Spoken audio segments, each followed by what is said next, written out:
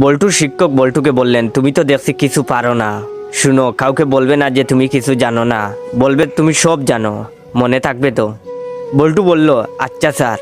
তারপর বল্টু বাড়িতে ফিরেই মাকে সামনে পেল। মাকে বলল, মা আমি সব জানি।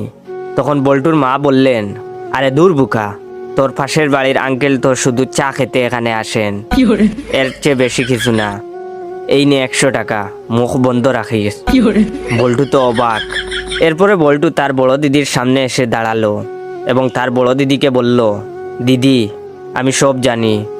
তার দিদি বলল, বাদর ছেলে কোথাকার, তোর রাজুদা শুধু পরীক্ষার সাজেশন নেওয়ার জন্য আসে, এর বেশি কিছু না।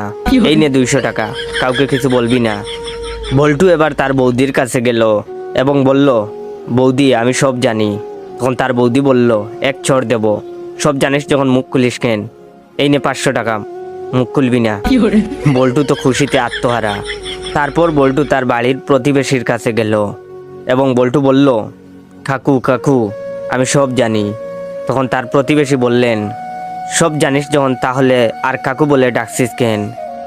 আয় খোকা, আমার বুকে আয়।